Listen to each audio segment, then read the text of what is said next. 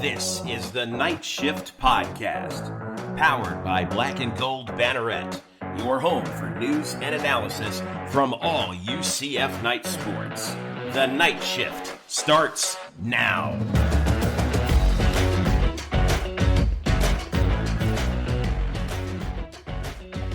Welcome in, everybody. KnightShift Live in the building. What's going on, everybody?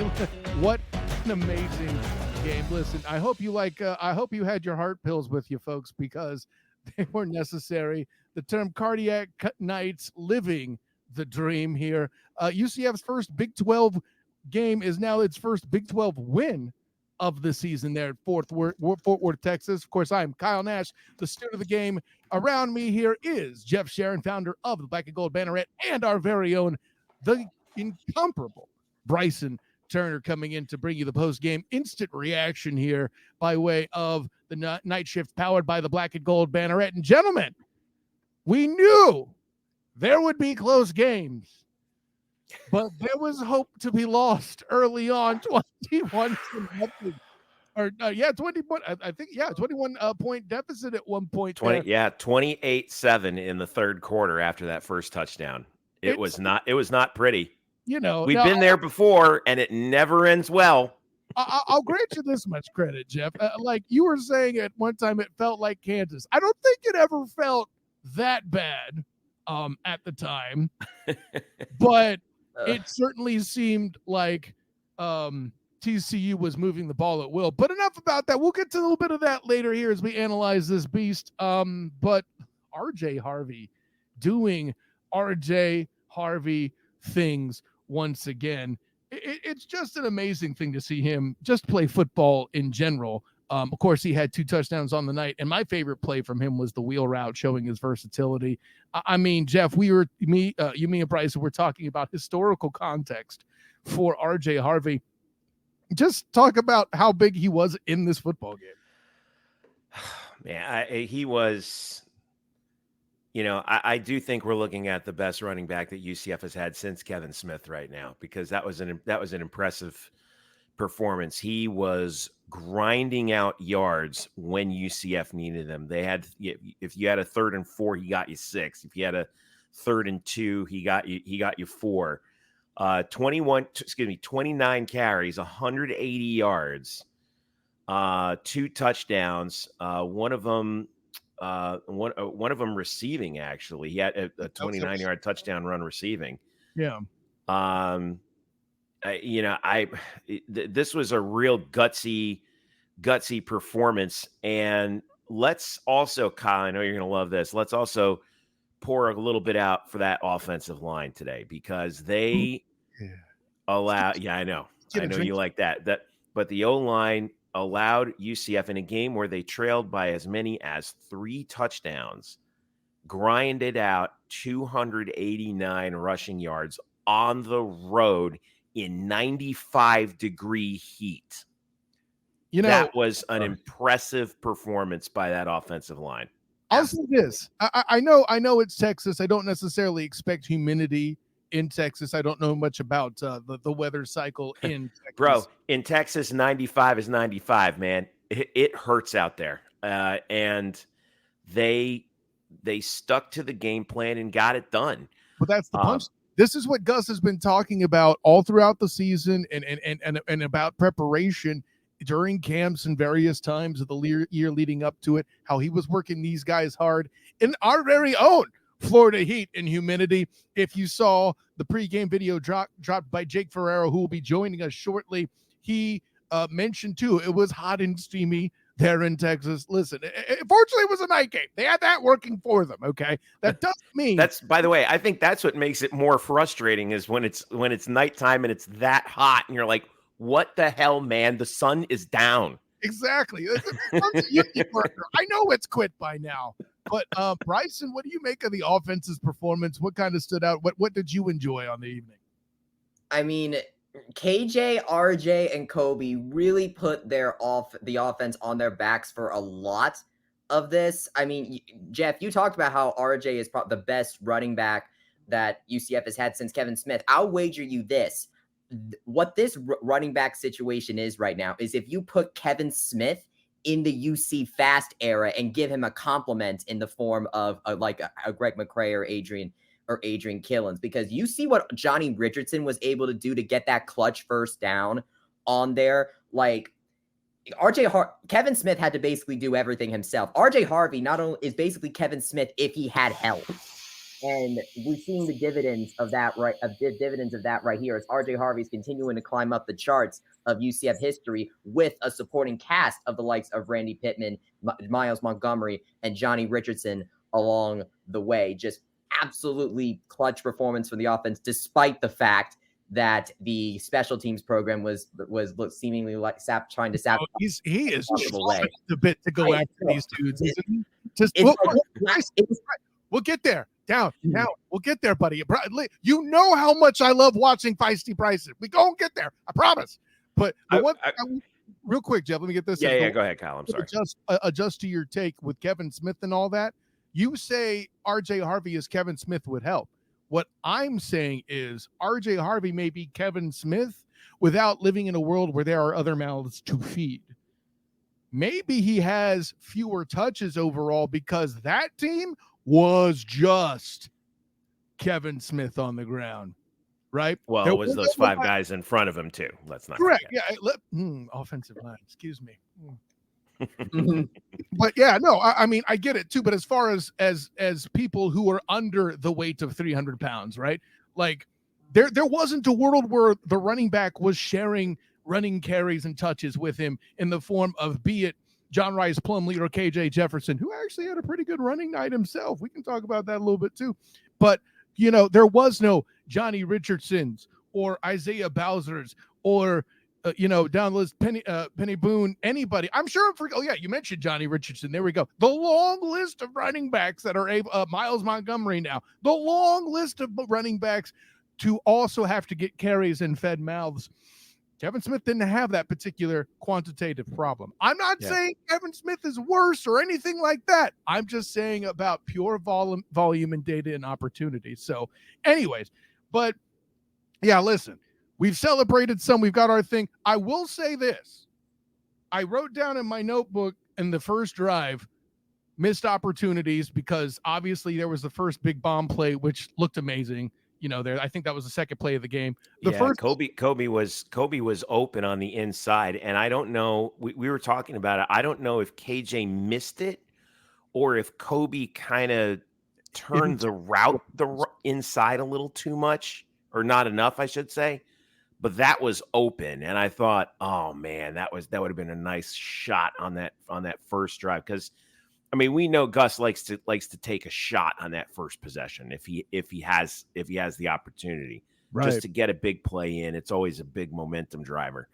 And we just missed on that one. I was like, man, that would have been nice on the road, That first drive was the first play was a run to Harvey, which was good, but could have been longer if tight end turn kicker Evan Morris actually completes a block, the guy that eventually makes the tackle. That could have been 20 yards and maybe one broken tackle to the house. We mentioned the big ball to Kobe.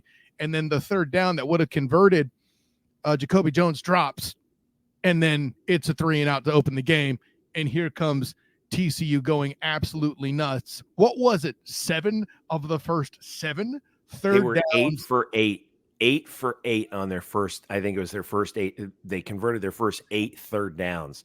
I couldn't remember if it was 7 or 8. Thanks. Yeah, it was somewhere. Actually, I might be wrong. I think it was 8 for the first 8, but it almost overshadowed the fact that, and I'm and you see me looking to the side because I'm looking at my side monitor here, that UCF was 11 for 16 on third downs in this game, including converting several key ones in the second half. That's a wonderful point too. Yeah. UCF actually ended up with a better percentage on third down than TCU did for the game, if you can believe it. I'll see that and raise you. How long have we been reminded all week by our favorite friend and skeptic and alleged fan, Eric Lopez? Oh, this isn't New Hampshire or Sam Houston. They had worse third down conversion rates against those teams. It doesn't make any damn sense, Jeff Sharon. And yet, here we are. No, this is why it makes sense. We're a Big 12 team now. Of course we're going. Of course, we're gonna do that with offense and no defense. And listen, I joke, but I think there's an element to a lack of, I don't want to say familiarity, but UCF is a different entity in this Big 12 conference, right? This is a team that will punch you in the mouth and run the football. That is not a typical making of a Big 12 team. But Kyle, Big 12 teams ran all over UCF. That was more about UCF's defense than it was. I mean, the other. This is Big 12 conference play, people. Like, you're not going to roll people over unless they have a really bad day or they have given up on their season late. I thought that, and here's the actual key, I think, with UCF on third downs, average third down distance to go. UCF's average third down distance was 4.9 yards. TCU's was 6.2. UCF had only one third down that was 9 or more in this game. So what does that tell you? They were able to keep it in third and manageable by rushing the football so well overall. And we talk about first down, and I just want to get this one in here. Talk about, one of the keys was on first downs. UCF gained 262 yards on first down. That's 7.5 yards per play on first down in this game. That's going to get you in really good positions overall. I think that, it comes down to running the football. It comes down to the offensive line, and again, when you needed that extra couple yards in key situations, that's where RJ Harvey, got it done. And it wasn't just RJ either. We saw Johnny Richardson on that one key third down, lean forward and get a couple extra. It was really, it was an impressive performance. Where I was thinking, like, during the game, I was like, the way this game is playing out in the box score, you're going to look at that. You were going to look at this and be like, man, we should have figured out a way to win this thing. How did we not? And then in the fourth quarter, we just got it done. And that was obviously RJ, but it was also KJ. And I do want to also huge shout out to the Joker, Deshaun Pace, on that one key 3 and out that UCF had to force on TCU to get the ball back for a chance to take the lead. And he made 3 tackles on all 3 plays. One of them out of bounds, so the clock was stopped too. By the way, right? That was wow. That was one of those plays that they talk about where, like, Deshaun just came in and he said, "I'm taking over this game right now." What a find he's been. Oh yeah. Yeah. I mean, this is there's hosannas to pass out all over the place, but this is great. Go ahead, Kyle. I'm sorry. I have to go to that series though, Jeff. There was the third down where they ran the screen. I think it was third down where they ran the second down. Thank you. Okay, thank you, Bryson. Where they ran the screen, the entire defensive front recognized it, picked it up, and attacked it. And I think this is the one where they had the tackle out of bounds too. This group being that confident and still being able to take a control of a series like that this late in the game, one where they were boondoggled for 7, one of the two, we'll call it 7 for now, 7 straight third down conversions, and just to bounce back to make it a second half. I think the stat for second half conversions was, obviously it was a lot better. I think it was 3 for 7 by the end of the game. And just because it was 10 for 15 overall, and I just mathed. So there you go.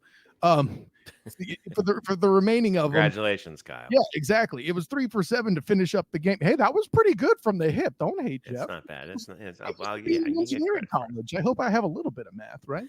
No, but listen, joking aside, the ability for these guys to step in, do what they did, and bounce back to give them just enough defense, kind of like you expect to happen in a Big 12 game, by the way, at the end, to get back in. Like, I think you and I said off here going into the show, Jeff, this is what reverse Baylor would look like from last year, right? Yeah. This was a reverse Baylor game. I mean, remember the game last year, we had a 29-point lead at home in our Big 12 opener and lost the game by 1. This was a game where in our Big 12 opener on the road, we were down 21 and came back to win by 1 on the road. And I just wanted to correct myself. for a little bit earlier. TCU was 7 of their first 7 on third downs, but that was all in the first half.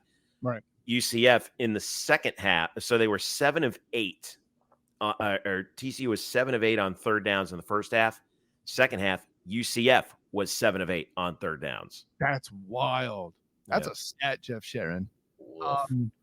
Well, and listen, the other element that led to the huge deficit early on, here comes your cue, Bryson, was these special teams of it all. They didn't really have an opportunity to punt the ball early simply because Sonny Dykes' offense was moving like that.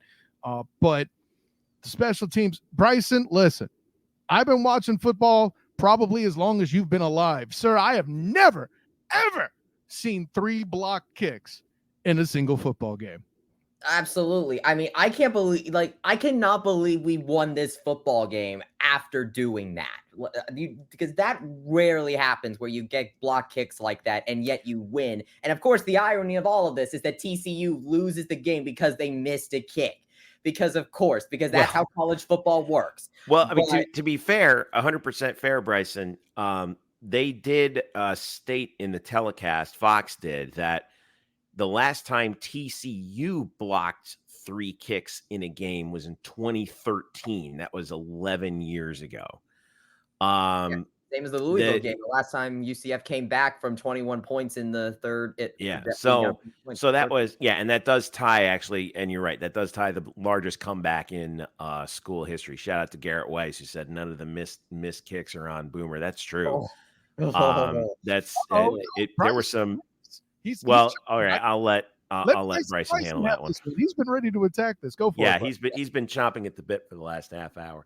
Oh yeah, none of the Garrett Weiss, none of the missed kickers on Boomer. You are absolutely right on that front. Last year it was the kickers. This year now it's the blockers that apparently are not doing their jobs. I don't know who it's going to be, because the thing is that I feel like Herb Hand was not coaching that line, because a Herb Hand line would have made those blocks. I don't know how you end up allowing them around you 3 different times. They must have seen some sort of exploit on film. I mean, that's the only thing I can come up with. They were attacking that outside edge. That's how they were getting in there, right? And you mentioned, none of Herb Hand's got. It's not like they're busting through the middle and like these are guys that are be auditioning, for the next Deadpool movie to play Juggernaut or Colossus. It's not what happened here, right? This was a speed play. Eric Lopez would make a comment about Big 12 athletes here. And in this instance, he'd be absolutely right. Somebody was taking a track meet to the outside, and some of the outside needed to man up and hit a dude. And that last time, obviously, that took place. And I see a comment here that makes a pretty good point, too, quoting from Team Pennington. 2 weeks to figure out the kick protection. Hey, listen, if you're going to have things you need to fix after a win, the only other thing that could be better is to have a bye to do it. And that's a good point there overall, too, as well. But Bryce, this is an obvious issue that it's like everyone's like, okay, we got to tighten this thing up now. So I'm not worried about that the rest of the way. Like you were saying, Bryson, the irony was, TCU had a shot to win the game on a 57-yarder at the gun. How big was the play before that where they didn't get the extra 4 yards or three or 4 yards that they would to make it a slightly more manageable kick, and then they had to kick it, and that freshman kicker that they had, he gave it a ride. It was wide right. I thought it would. I couldn't tell. We'll probably ask Jake when he gets in. I thought it was long enough. I don't, but it was definitely wide. I don't know. I knew if they were going to miss that kick, it was going to go wide. To me, you don't trot your field goal kicker out there unless you're Nick Saban with 1 second left in 2013 in Jordan-Hare Stadium, that you're going to you don't trot your kicker out there unless you know he's going to make the distance. It's just a matter of the accuracy. And when I saw if he has the chance to make the distance, that's and when I saw that it was a true freshman kicker, I'm like, this is the best time to have a true freshman kicker come out in this scenario right here.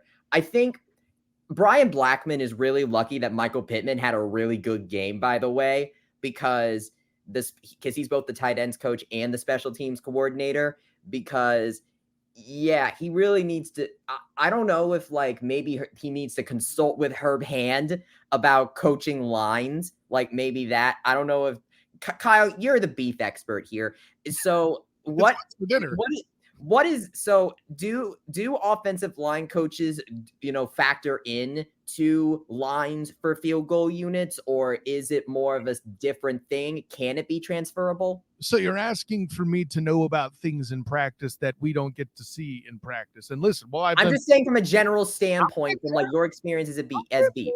I'm getting there. And listen, from what I did get to see and what clips you saw on the Black and Gold banner at Instagram, I can tell you that the chances are that, if there's some sort of technique to correct, Coach Hand theoretically would get involved in helping with that, if that's happening. But again, these are things that are happening on the edge. I feel like, Coach Blackman would get involved with that and need to adjust that. And who knows? It may have had to have been an in-game adjustment. Granted, something that happened a little too late. But in that particular scenario, you don't get a lot of effort and a lot of reps in a game at special teams if things are going a particular way, right? This is something where you got to come in cold and then do it. And that I think that aspect had a little something to do with as well. If I could to just pop in here, they got the job done on what turned out to be the game-winning extra point. So, that's clearly the adjustment was made. Yeah, I referred to that. You're exactly right. So. And, I think there's something here worth mentioning as well too. Jeff always likes to bring up the other guys are on scholarship too. Those TCU's receivers were tough kids and giving us fits. Listen, Savion Williams has an NFL. Oh, that dude! Oh man, we're gonna see him for a while. Yeah. Well, don't forget about Jack Beck too. Beck was a big guy as well. Yeah, Besh had a career high. He had 9 catches for 200 yards on 11 targets, and 1 touchdown. Now part of that was he was in a battle with Brandon Adams, and Brandon got hurt. I couldn't tell if he cramped up or what. I thought it was cramps, but I guess it must have been worse because Antoine Jackson came in, and as the second Antoine went in for BJ, they just started picking on him, and it kind of wasn't fair because the whole Besh was yeah. I'm watching this guy Besh, and he's like, God, we are going to get roasted by another Wes Welker freaking guy over here, and this guy's well. Slight somewhat, but no, he was fantastic. But Kyle, you're right. I was really impressed with Savion Williams. That guy is a problem. And to be fair, the fact that they had to go to Besh so much shows the job that the secondary did on Savion Williams. Yeah, they're not going to their number 2 guy. Geez, Williams is 6'5". The 2 touchdowns he caught, the second one where he was twisting in the air like that, that's insane. I haven't seen a receiver pull those kinds of athletic moves. But we did a pretty good job on Savion overall. The 4 catches he got, high results, but that was why they had to go to Besh and Richardson. Because we did a good job on him. He had the big ball and just got behind him. In my opinion, to me, the 2 touchdowns that I thought were the most I could be most critical of is what I'll say was the first one. That wasn't to Richardson. I forget the name of the receiver that did it. Eric McAllister caught the first one. Right. He's cut in where there's safety help. You should have already had the out covered. Instead, you followed it too far. Bam, he hits a thing. He comes out. Gets very easily hit by Howard. That to me, but it's early game, right? Hey, DB isn't my craft. Maybe there's something else going on there that I don't know. I'll completely grant it. And then too, where you mentioned the long ball where they get behind 2 defensive backs. Yeah. That to me doesn't fly. There's a comment here I want to address that makes a very good point here about UCF's scoring drives, such as they were. And, I wanted to kind of confirm that here as much as I can with the chart. For those that can actually see it, I don't have my glasses on, so I can't. But what it points out is very interesting. He mentions every scoring drive was at least 72 yards. Technically not accurate, but hey, when your lowest yardage in scoring drives is 56 yards, you're looking pretty good. That's just kind of that. That's TCU's drive chart, Kyle. Yeah, you're looking at TCU's drive chart, Kyle. I have it right here. Yeah, I have glasses on, so I can actually see. Here's what I've got. Here's what I've got, Kyle. The first of all, the missed field goal or the first block field goal, 10 plays, 46 yards. First touchdown, 7 plays, 75. The second field, the one where I thought was the killer at the end of the first half was 16 plays, 79. We got nothing out of that. Then second half, ready? 8 plays, 75 touchdown. 3 plays, 75 touchdown. 10 plays, 80 touchdown. 6 plays, 18 punt. 10 plays, 72 touchdown. That's as good as it gets in the second. Yeah, listen, credit to Mark. Yeah, that's a feat, man. When you're doing it like that, here's what I have to lead with here. UCF is always going to score slowly throughout a game. If they come out and have to, tune up a little bit and get right in the first quarter, as this team did here, then that's where that's what's going to happen with a running team like this. I guess fans are probably going to have to get used to that too, because I saw a lot of people go just bail off the wagon or something like that about halfway through this game. To the point, by the way, I just saw a notification that the Kingdom NIL tweeted for those that canceled at halftime, searching for the link to rejoin. I love that so much. Great. Honestly, I was Eric Lopez. That would be nice. Yeah, right. And I will expose myself a little bit because I definitely was at that point a little bit. I was angry. I was definitely getting angry midway through this one. I think only partly because things look so promising coming into this game from what we saw for the most part in Sam Houston and New Hampshire. And then you go do this and you're getting blocked on an extra point. Like when you're doing that, it's like, I said it earlier, you don't win ball games when you do that. And yet UCF still found a way to do it. So like, it's a really interesting mix of emotions right now. I do want to come back to something that I see in the comments. I was just something. Are you going to substitutions, Jeff? Yeah. I do want to talk about that because I think that there's a clarification that has to be dropped in here. And Kyle, you were bringing this up. We were talking about this live during the game. So Garrett Weiss said, Gus was getting mad when TCU was substituting players after we did the same. And then he said, he caused 2 timeouts to be used because of that decision. So Gus was upset for a particularly good reason. Now the rule is, and I felt like Mark Helfrich on the telecast probably could have done a much better job of explaining this. Now, the rule is if you do not huddle, but you substitute, then the defense is permitted to substitute. And that's why you see the officials run over, stand over the ball. And then according to the rule book, the defense has, here's what happens. The defense has 3 seconds to decide to substitute. If they decide to substitute, then the guys who go off the field have to go off as quickly as humanly possible and then be replaced. Now, the problem is it's up to the officials' discretion how long they take. There's no set time limit.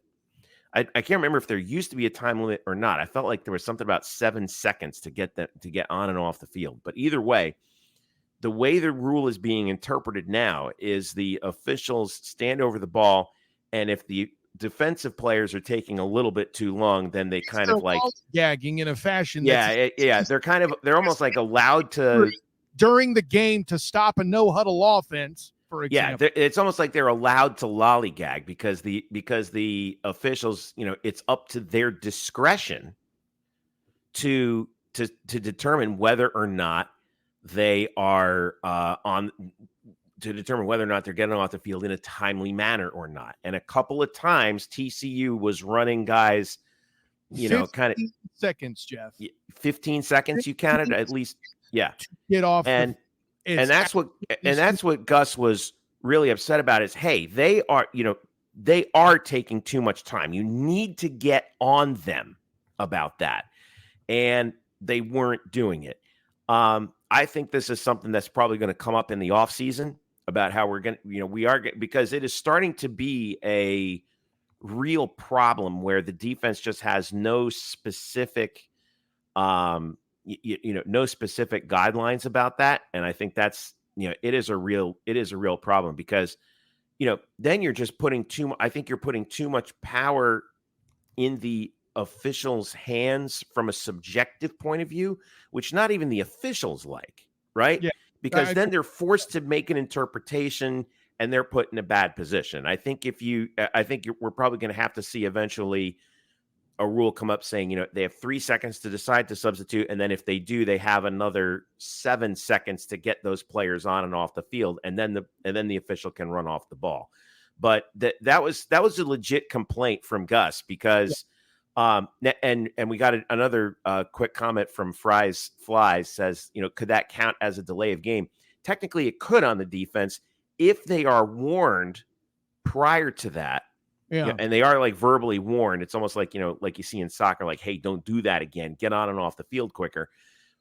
But in this case, they didn't do that. Now, I'm sure there have been some occasions where an official has flagged the defense for a delay of game for not getting the substitutes in on and off the field quick enough when requested. But again, some officials are going to be, they're human. Some officials are going to be, more stringent about that than others.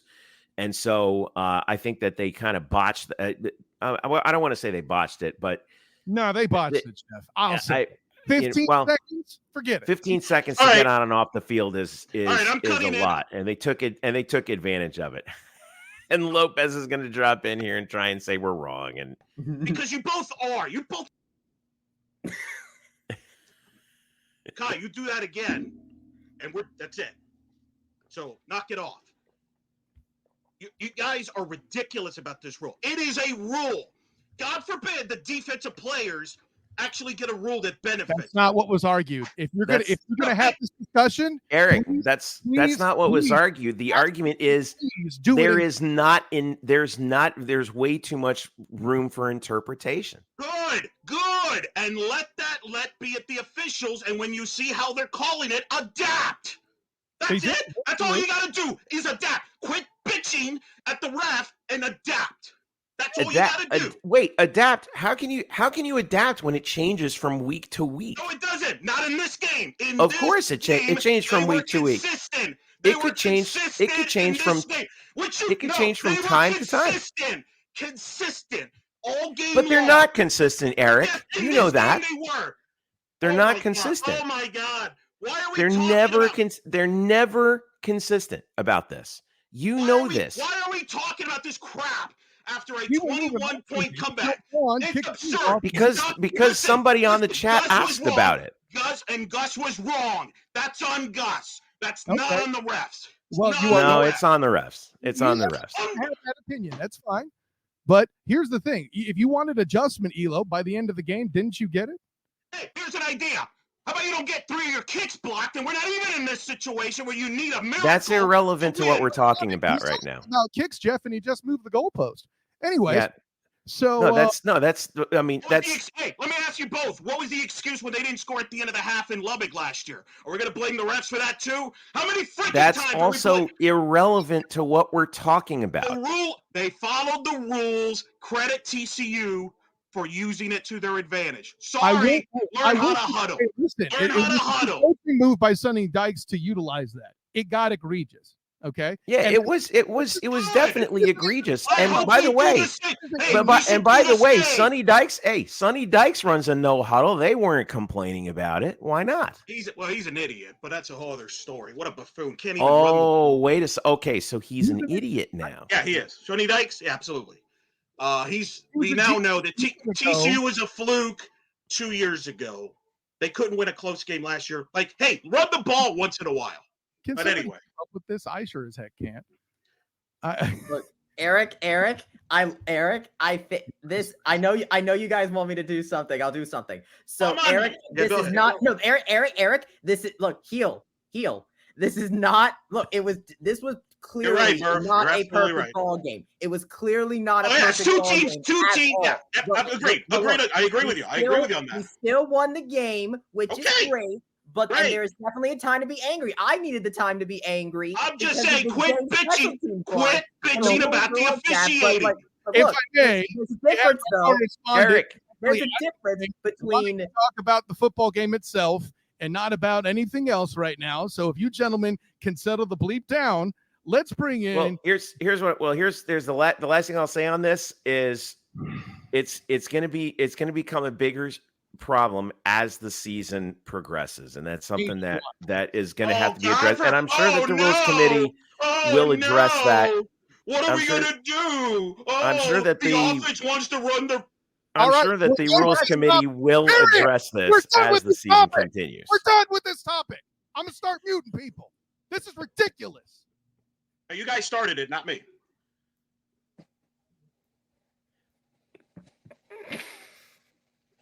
Anyway, let's bring in Jake Ferraro, who helped us out, our special Big 12 correspondent coming in from who covered the game for us down in Fort Worth and got a hold of the post game. Jake Ferraro is with us now. Jake, what a game we decided that you went to here tonight, man. I'll tell you, it was looking pretty dark there for a while, but you were there and you got to witness a game that was tied for the largest comeback in UCF history, a 21-point comeback.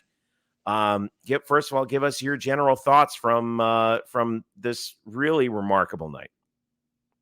First of all, thank you guys for letting me cover the game for the Banner. Jeff, by the way, the post game is available, and Gus's post game is in that link. I don't know when you want to submit it. First things first, out of the way.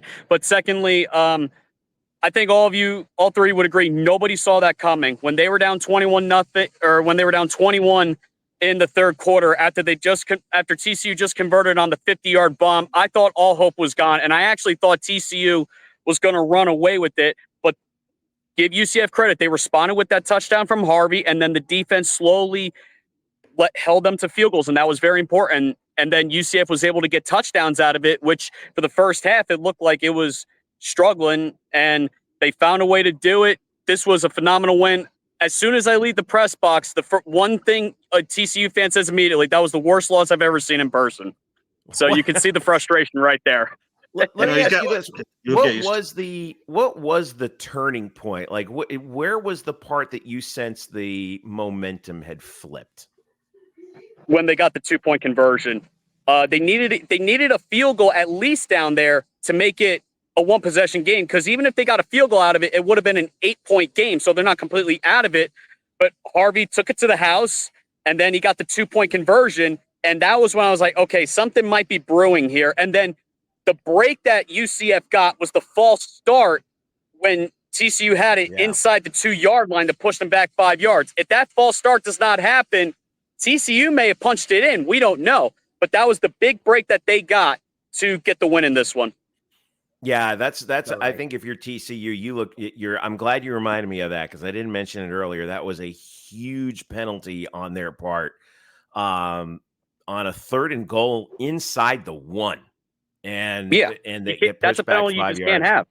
Yeah, that's a huge penalty. And I did want to come back, and I wanted to point out, when UCF was down 31-13 after Lemmerman hit that field goal. That quick drive right afterwards toward the end of the third quarter, where it was what was it, Bryson? I think it was, 3 plays, 75 yards in a minute and 2 seconds to get. That was what they needed. Yeah, that's what they needed right there. That was that 27-yard touchdown pass to Kobe Hudson, and that cut it to 31-20. And you're kind of approaching the fourth quarter, thinking, okay, this is still a 2-score game. If we get one stop and a score, and we are right in the heart of this thing. For me, I thought that things kind of flipped there. But you're right. TCU did have the chance to wrap it up, and that drive was right after the drive with the penalty that you mentioned, Jake. It was that was a pretty significant turn of events. That whole flip of momentum there. Absolutely. Ahead, if that penalty doesn't happen, like I said, if it doesn't happen, TCU probably gets a touchdown on that, and it's back to a 2-possession game. That was a big break. But you know what, Bryson, Eric, we were killing this guy for the first 2 games with underperforming, but when UCF needed KJ Jefferson the most, he came through with a game-winning drive. That's my guy. That's my guy. You were a little bit on it too, but one thing's for sure, though, at the end of the day, Eric, he came through when they needed to, and he prevailed with a drive. No panic whatsoever, and that was very confident. That was a clutch throw to Kobe on the touchdown pass. KJ finished 13 of 22 for 230 yards and 3 touchdowns, no picks, no fumbles, and he also rushed the ball 9 times for 46 yards and got some really tough yards, especially I think in the first half. Somebody mentioned in the comments, I didn't see that Jake. Did he get hurt at some point during the game? No, he didn't get hurt at all. But Jake, you're right. No, he didn't. Okay. No quarterback since Mackenzie Milton wins that game tonight. No quarterback that has played at UCF since Mackenzie Milton would won that game tonight. That is why KJ is here. It's for this type of games on the road in atmospheres like that. Because I don't care how good your running game is, you're going to have to make throws, and he did that. He did that to your point, Jake. You're right. Exactly. And Eric, he actually talked about. He said that's why it came to UCF for moments like this. He talked about that in the post game. Yeah. And by the way, how sweet is it for him too to get this win over TCU when Kendall Briles was his offensive coordinator at Arkansas for 3 seasons. He mentioned that. For the record, he talked about in the postgame when he was in high school, TCU was his dream school actually to play for. So a little extra motivation with that. Interesting. Hey, Yeah. Jake, we talked about this on the podcast earlier this week when we talked about Josh Hoover. The fact that I don't think we've actually really mentioned it. We talked about his receivers, but 35 of 52 for 402 yards and 4 touchdowns. I don't know about you guys, but UCF fans may remember Dylan Gabriel's game against Memphis where he absolutely balled out and he still threw lost. for 600 yards. That was a school record. Yeah, exactly, and it's still lost. I feel like that in a way, Josh Hoover had a game where he absolutely killed it and probably did almost everything you probably could have asked out of him, and yet they still lost. And also they threw the ball a ton. But after everything we talked about him earlier the weekend, what did you think about UCF defending? Well, Hoover lit him up in the first half. The whole strategy, it really was just throw the ball. TCU, I don't even know if they had 60 yards rushing, and I think when they were up by double digits, they should have ran the ball more, so they could have took more time off the clock, but they decided to keep throwing it, and you live by the pass, you die by the pass, I guess. They kept going to Hoover, but Hoover's a talented quarterback. Gus even talked about it post-game. The guy's got talent. He's a talent. Yeah, Jake, just to reiterate what you were saying at the end, I really was really impressed with him in this game. I think that, again, this one kind of comes down, and Eric, I know you're probably going to agree with me on this, believe it or not. With Hoover throwing for 402 yards, this one kind of comes down on Sonny Dykes. The run pass difference in this game on 70 total plays for TCU.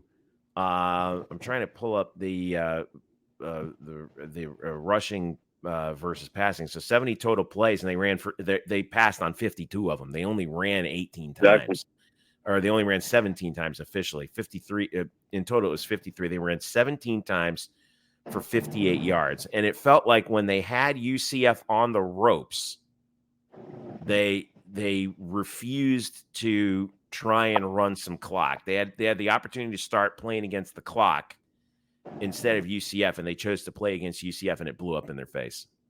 It did, by far. They should have, when they were up by double digits in the third quarter, that's when they should have ran the ball, but they didn't. Yeah.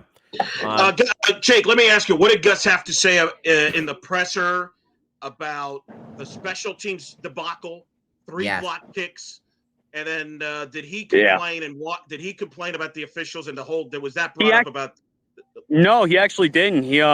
He did take accountability. He's like, yeah, I'm excited we won, but we had to clean the things up. And I put it in the article. The first half miscues, that was something that he really addressed with the points that were with the field goals that were blocked. But he did say we haven't arrived yet. And that sounds very exciting if you're UCF. If he's saying we haven't arrived yet, you came in with a big road win. Now it feels like you can play against any team. And he talked about the bye week couldn't have come at the more perfect time to get a week off to prepare for Colorado. He said the bye week is absolutely perfect for this team.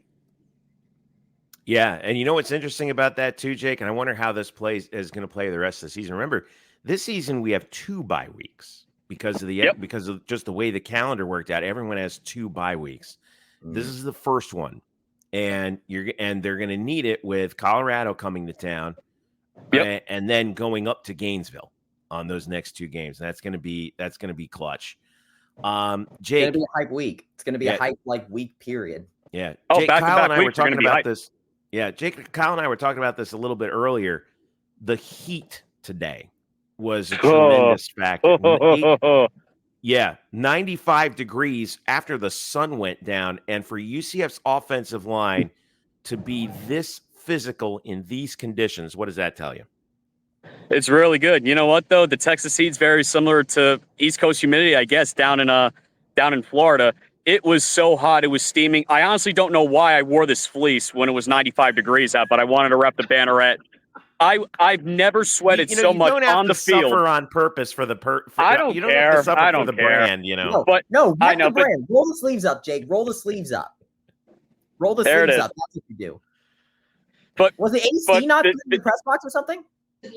No, that was AC. But when you were down on the field taking pictures, the sun was just so beaming. Like I've never been so hot on a field ever. Man, Texas heat's no joke, people. Texas heat's no joke, people. So what you're saying is you should not wear that in a couple of weeks when Colorado's here on a noon kick potential. No, don't. Honestly, if you don't want to sweat like a banshee, don't do it. And neither me or Kyle. Okay, neither me or Kyle should wear fancy stuff. Kyle was wearing like a collared shirt that you would wear with a suit. I'm like, how is he not dying in the heat? He's a professional. He's a professional, and he doesn't listen. I don't know what to say about that. It's all about the undershirt. And listen, you made a lot of good points here early when I was stepped out. But you mentioned Coach talking about the special teams. You may have already asked this, guys, but what did he say as far as the defensive turnaround? I got to hear what his take was on what that group did and going from giving up the first 7 third downs in a row. Kyle, he basically said, we had to correct on it. I mean, they played better when it mattered most. Obviously, you don't want to dig yourself in a hole trailing the way they did, but they started getting the stops they needed. Here's the thing that mattered. After the touchdown, when it was 28-7, they only homed the 2 field goals. That's the improvement that you make in the second half to win a game. It's not how you start, it's how you finish. UCF, I was convinced that they were going to throw in the towel when they were down 28-7. I thought they were going to get run out of the building. I really did. But turn it around. They spoke up on the sideline. KJ actually said on the game-winning drive, he said that he looked everyone in the eyes and said, I got y'all. That's what he said. So, and I'm going to ask, and I bring this up because, Eric, I agree with you that you've said this throughout the week, almost to the point where I'm like, we get it. New Hampshire and Sam Houston, these guys were not. The fact that they converted better on third down than either of those games kind of blows my mind. Yeah. It does. It does. Did Coach say anything as far as the offense? First of all, when's the last time we've said the offense carried this team? I'll lead with that. Second, what did Coach say? 2018 probably, but anyway. I said it's been a while. That's more than half a decade, Jeff Sharon. But was there anything in particular you heard about that he said at halftime or anything like that to get this turnaround going? What was that? Did any of that come up? I don't remember off the top of my head. I think it was just more just staying locked in and focused and just knowing that they can't quit at all. They still have to make it a game. And Jeff, to make people laugh in there, I put when they were down 28-7. I don't know whose face it was, but he had that mean look on TV on Fox. UCF actually posted that on X. I tagged it in the article because I thought it was funny that even when they were down 28-7, it didn't matter. Hey, Jake, where would you find that article? On the Black and Gold Banneret. You just want to bing. Up. That's all. That's all. You just want to hit a bing. Jake has earned all kinds of bings for covering this game here, and by the way, Jake, I'm posting it. I'm actually running it right now. You are? Okay. Yeah, I'm going to be posting it here in just a second. I'm just going to add a couple things. Yeah, feel free to edit it. I did what you said with the 3 takeaways and all that. I got Gus in the post game, so that was really what I wanted. So, but 100%. Kyle, the best thing that I thought Gus said was, I don't know if you heard or not, but he said we haven't arrived yet. And when someone hears that, it's a very exciting thing. Well, I think this can be attested to, and this was even said going back to the Patriots and their dynasty in the NFL and all that, right? The statement that kept going when they had a game where they struggled and still won would probably still even apply to the Chiefs now in the NFL, right? These are the games the champions win, right? When they're not playing their best, they find a way. Well, if we're to be taken seriously as people who said, hey, maybe dark horse Big 12 championship candidate, that sort of stuff has to happen. Now, I'm not saying that that's the case with this group. A lot more has to get fixed, has been said many times. But, yeah, that element exists, and I think that goes right with what you were talking about. Yeah. I was completely blown away that they were able to come back and win that game. UCF fans have every right to celebrate a win like that. 28-7 didn't matter. Jake, my last question before you go. Tell me about the crowd at TCU. How many UCF fans were there? Where were they? Not many. How many of them were going absolutely ballistic when the game was over? Not many, honestly. I mean, where I'm currently at right now, this one end zone, there was a few of them, but not too much. I will say though, even when UCF was trailing by double digits in the third quarter, a majority of the fans actually walked out of the building in the 200 level, or I don't even know if that's the 200 level, but there was a good amount of fans walking out. And by the time that UCF was driving, more of the stadium actually cleared out. I guess it was just too hot, or they just thought the game was over. But it's actually a nice stadium. I don't know if people would say it's bucket list worthy, but it was a nice stadium. But I was just stunned that people were walking out of there in the third quarter. Jake, it's Fort Worth. It's Fort Worth nightlife. Trust me, those 20-year-olds have better things to do. Yeah, you were saying that in the group chat. I was laughing in the press box. I was a student once. I understand what they're thinking. They're Saturday night in Fort Worth. They got their own scoring. They got it. They're worried. They're more worried about than whether there are better things to do in Fort Worth. Yes. Oh yeah, that's what I've been told from people that live there. That's why that's on my list. Beyond the barbecue. That's right. Beyond the barbecue. By the way, Jake, I mean, the barbecue, okay. Yeah, I can see that. I mean, The barbecue? Jake, fantastic hair day, by the way.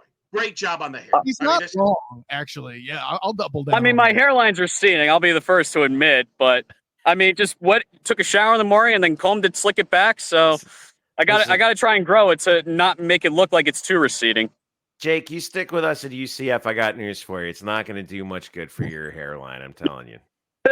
How do you think my Oklahoma State Cowboys were against Arkansas last week? Yeah. Oh, hey, look who's in the house? It's Trace. Hey guys. Robert. Oh, L2. Hey, Robert. What's up, buddy? I just wanted to say hi. Sorry, I didn't mean to interrupt the live shot. I had to say hi. I had to say hello to my favorite person on the internet, Elo. Thank you. All right, brother. Back to the night shift. See you guys. Oh, enjoy the nightlife. Safe travels, fellas. See, I told you, the nightlife. Jake, be honest with me. Did they behave themselves or what? They did. Yes, they did. They did. Okay, and they treated you okay? Yes, they did.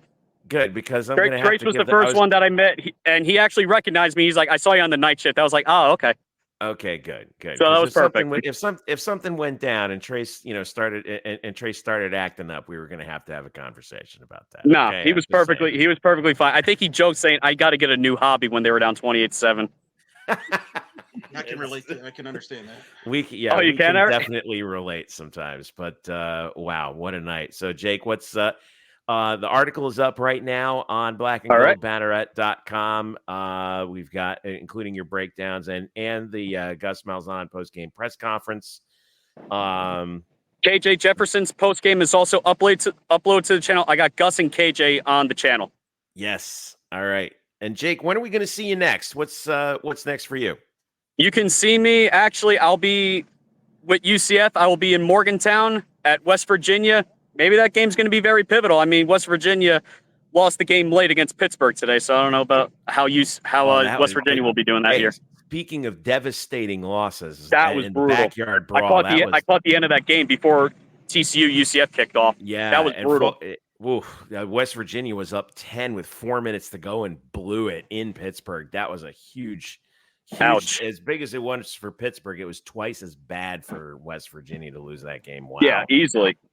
And I'll tell you what, the events of today I think we need to start thinking about, like, all right, what's the path to the Big 12 championship game at this point too? Because the fact that UCF got this win, it's in good position for them. Yeah, we're getting a little ahead of ourselves. We're getting ahead of ourselves here. Get ahead of ourselves there. That is true, but I'm just saying it's good that they won today. Jake, I expect better from you, Jake. You're a Miami Dolphin fan like me. If there's anything we should not do is look ahead, because boy, that's just headed for disappointment. Yeah, that's the unfortunate truth.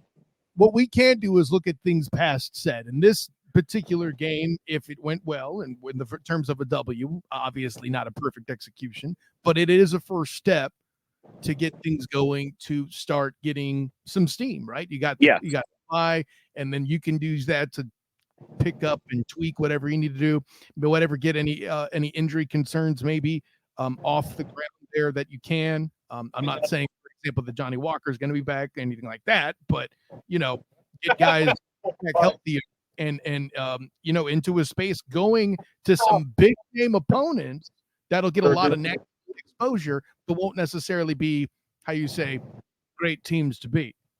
Yeah, for sure. Going to do some math on RJ Harvey here in a little bit, but Jake, hey, thank you so much once again for your help for letting me cover this game. And no problem, man. First UCF game was actually a thrilling game. It was my first one. This one was wild, man. One to remember. Yeah. And you've, like you helped us out on basketball last year as well, and you were tremendous doing that, and we're really looking. You know what? I just realized this. So both times I've seen UCF play TCU, I saw the basketball play TCU in March, and I went to Terry Black's barbecue before the game.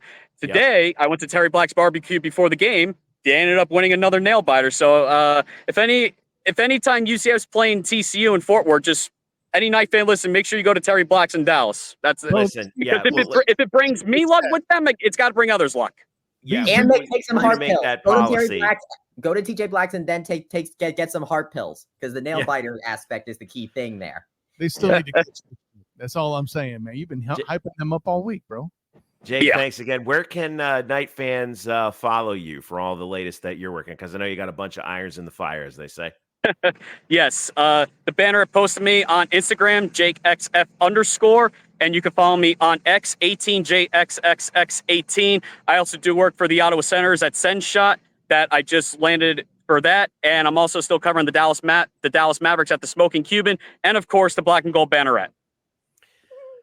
Congratulations, Jake, on a job well done, and we got your piece up right now on Black and Gold Banneret right now. UCF gives TCU hell with 21-point comeback. Jake and if Ferraro. anybody is wondering that saying, after TCU plays their lickety zoo, there's one person or whoever it was that says, give them hell, TCU. So I figured, why not have a little parody in there? I appreciate it, man. Nice touch. Makes sense now. It makes sense, though. I like it. All right. Hey, safe travels back home. All right. Thank you. Good night. Thank you, Jake. All right. Jake Ferraro. What an ace, man. He was Jake. Okay. So for those of you who don't know, Jake was an Oklahoma State student who reached out to Bryson, right? Or It was actually an old UCF. So it was a UCF professor that I had that moved to Oklahoma State, who yeah. Jake had. So it was the professor that ended up connecting us, actually. Yeah. So, and he reached out to us and was like, "Hey, let's, do you need any help covering some basketball?" And we're like, "Yeah, sure." Fantastic job doing that, and fantastic job covering his first UCF football game today. And I know we're probably going to get some asks from the folks out there on socials, like, "Hey, we need to send Jake to every road game now. It's just required because he's that good." All right. Do we want to look at? Yeah, I know. Do we want to look at some comments here from the from Night Nation here, Kyle, Bryson, and Eric? Well, Brian Murphy says we need to have a Bing intervention. Just saying. I mean, I'm gonna keep my mouth shut on that. Yeah. It doesn't quite come through as well on the microphone here. Our boy Matt Brodsky, what do we got? Imagining Elo as a student leaving early from the Citrus Bowl because he has some scoring to do. That is harsh. That is Matt, be nice. Eric is muted. Probably for good reason. UCF is currently in for I'm just saying, I defend any student that wants to leave a football game early. I am with you. People don't understand. I understand you. Just stop, quit. Don't worry about these nonsensical old people. Like, oh, you got to stick around for a 4-5 hour marathon of this nonsense. I'm with you, students. I'm with you. Hey, you never heard me say different either, bro. Just before we get too far down. Amen to that, brother. Eric Edwards says UCF is currently in first place in the conference. True. What I thought was interesting, and what I was kind of hinting at earlier, prior to action this weekend, I was messing around on ESPN's FPI, and in the Big 12, they listed UCF as coming into this weekend, having the best percentage chance of winning the Big 12. Now, after the Kansas State win last night over Arizona, Kansas State leapfrogged UCF into first place, but the Knights are currently in second place with a 21.1% chance of winning the conference and a 28.6% chance of making the playoff. I don't know how they calculate any of that. I don't even pretend to want to know how they calculate any of that. Know how they calculate that exactly. What I will say is, I'm happy to accept those odds. So that's what I'll take. Let's see, what else do we got here? All right, we got a question for Kyle. Kyle, because you're a fan of the Beefy Boys, that's a quote. Oh, here comes Murph. All right. What did you think about the offensive line's performance against a Big 12 defense? I thought they did very well, especially up the middle. Thoughts, Kyle? Listen, it's hard to really find anything that's flawed. I mean, really, the only mistake I saw was the takedown by Rufeld that canceled out the PI that they finally started calling on Broughton, who was holding Kobe throughout the damn game. Nobody wants to talk about that. Overall, listen, anytime you're able to dominate on the ground to facilitate a comeback like that, Hudson was so open one-on-one, who he was against a man he was beating throughout the night. That's because they couldn't afford to leave the box. They had to help with RJ Harthy and KJ Jefferson and whoever else would put their hands on the ball. Very few actual, I'll say, like one-on-one pressures given up. There were some times where KJ Jefferson had some people in his face because they sent more than they had, but KJ Jefferson will just kind of shrug them off. But anyways, the short version, Murph, man, listen, I've been supportive of this offensive line since last year, and they apparently have only gotten better. Jeff's term is he's folding people. They're folding people in half. They did a lot better in this game than I thought they would. That's what I'll say. And maybe that's kind of why I'm standing on them so high. I did not expect it to go this well in the trenches offensively. Jessica Sheldon, by the way, says, for us to come back and win this game is outstanding last year. We would have lost this game. This is actually something that's funny that I don't think we've come up with this is very true, because Gus talked about last year about how, we didn't win the close games. But this is a close game we actually won. I think we said the reverse Baylor game, but I think this is an even better way to put it, because, yeah, I mean, UCF would have had a good year last year had they won the close games. And this year they actually won a close game. Well, to win a close game against a conference opponent on the road this early in the season is a big confidence booster, especially now that you're heading into the bye week and you got Coach Prime in Colorado 2 weeks out from now. And all eyes are going to be on you. Prime time. They smoked the crap out of Colorado State today. Fox, do your job. Big noon kick. I want to see Urban Meyer, Rob Stone, the other clowns, noon Eastern. I want Kyle to meet Joe Clapp. 28-9 against Colorado State. I wouldn't call that smoking them. I mean, look, I mean, the problem is that Deion's got to give Florida State fans something to root for. Listen, well, the only danger really in Colorado coming to town with that offensive line, once Lee Hunter and Ricky Barber get a hold of them, if they weren't in their final year of eligibility, Deion would probably try to recruit them.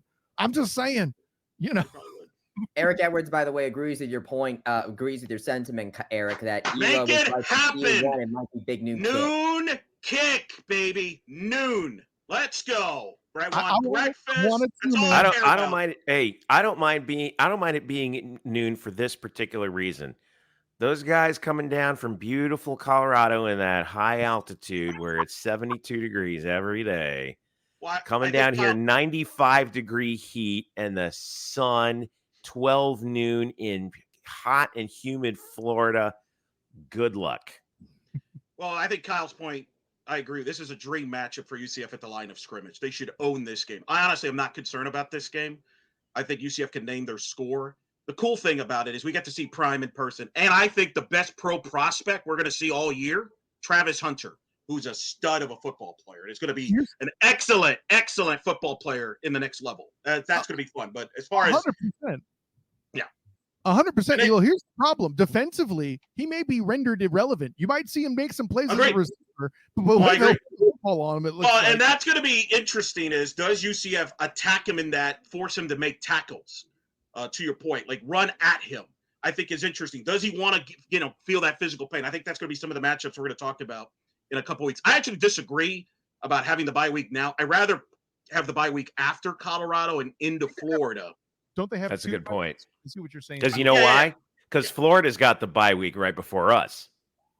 All that means is that they're going to fire Billy Napier before we get to him. Darn it.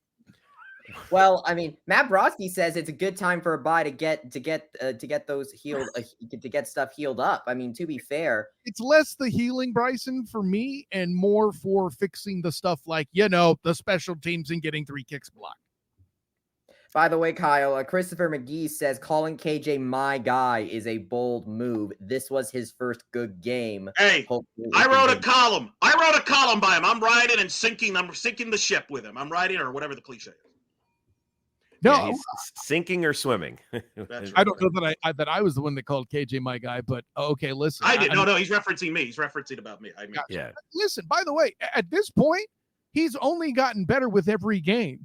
There's somebody on this panel that said this would happen.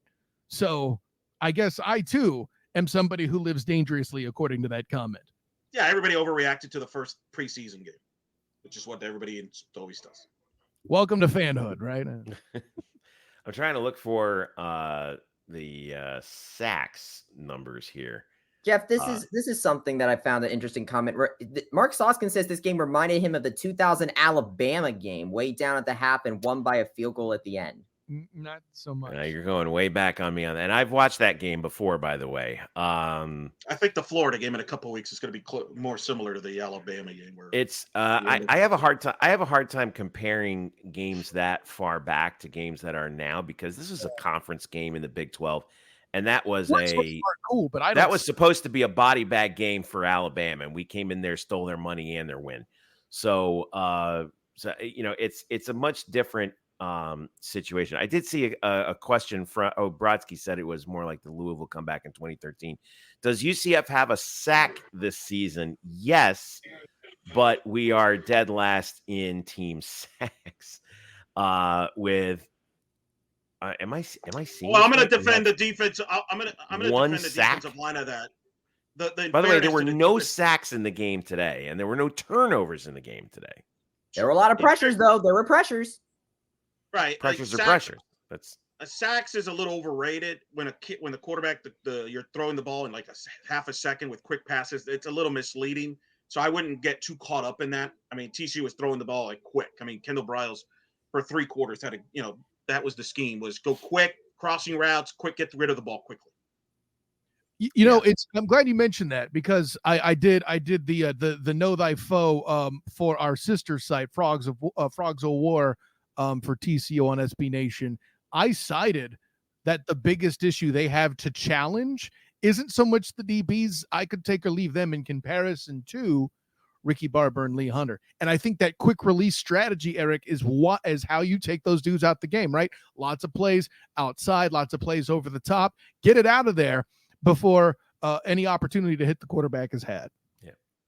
I should clarify one thing. UCF does have 1 total sack on the season, but they are tied with the following teams: Colorado State, FAU, Fresno State, Georgia Southern, and then here's where it gets interesting: Notre Dame, Texas, Texas A&M, and Texas Tech all have only 1 sack coming into this weekend. That's interesting.